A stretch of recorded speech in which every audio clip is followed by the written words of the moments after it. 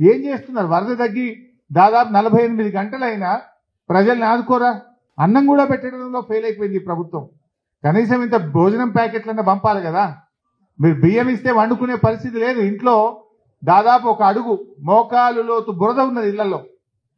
నీళ్లు ఏవైతివి ఆ బురదను తీసుకోవడానికి వాళ్ళు నానా తంటాలు పడుతున్నారు. కట్టుకోవడానికి బట్టలు లేవు, కరెంటు లేదు, నీళ్లు లేవు. బియ్యం ఒక 5 కిలోలు ఇచ్చిపోతే వాళ్ళు ఎట్లా వండుకోవాలి, ఎట్లా తినాలి? కనీసం ఇంత అన్నం ప్యాకెట్లు కూడా సరఫరా చేయడం చేతనైతే లేదా ఈ ప్రభుత్వానికి? పూర్తిగా ఈ ప్రభుత్వం ఒక దివాళకోరు ప్రభుత్వంగా మారిపోయింది. ముఖ్యమంత్రికి వ్యంగ్యం ఎక్కువ. మోకాలికి బోడగొండుకు లింక్ పెట్టి పిచ్చి మాటలు మాట్లాడే ప్రయత్నం చేస్తా ఉన్నాడు ముఖ్యమంత్రి గారు. ఇక మేము డిమాండ్ చేస్తా ఉన్నాం. కేంద్రం కూడా ఫెయిల్ అయిపోయింది. ఈరోజు కేంద్ర ప్రభుత్వం కూడా రాష్ట్రాన్ని ఆదుకోవడంలో ఫెయిల్ అయింది. 8+8 = 16 కాదు, 0 అయింది.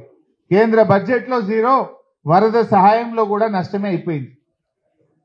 ఏమైంది? కేంద్రం నుంచి ఎన్డీఆర్ఎఫ్ బృందాలు ఎందుకు పంపలేకపోయారు? కనీసం ఒక హెలికాప్టర్ని ఎందుకు పంపలేకపోయారు? ప్రాణాలు కాపాడడంలో రాష్ట్ర కేంద్ర ప్రభుత్వాలు ఫెయిల్ అయిపోయినాయి. ముఖ్యమంత్రి గారిని డిమాండ్ చేస్తున్నాం, అఖిల పక్షాన్ని ఢిల్లీ తీసుకుపోండి, మేము వస్తాం. ప్రధానమంత్రిని నిలదీద్దాం, పదండి. ఎందుకు మన రాష్ట్రానికి సాయం చేయరు అడుగుదాం. అఖిల పక్షాన్ని ఢిల్లీకి తీసుకుపోండి.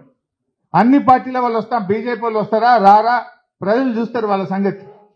అంటే ఇలా రాష్ట్ర కేంద్ర ప్రభుత్వాల నిర్లక్ష్యానికి ఖమ్మం మహబూబాద్ జిల్లా ప్రజలు బలైపోయింది. ఈరోజు ఎంత వాళ్ళ కళ్ళలో నీళ్ళు వస్తున్నాయి వాళ్ళని చూస్తుంటే.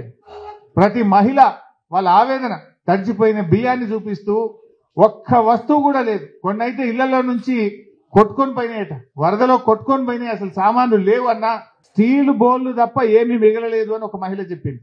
ఆ స్టీల్ సామాన్ ఒకటి కొన్ని చోట్ల మిగిలింది బురదల.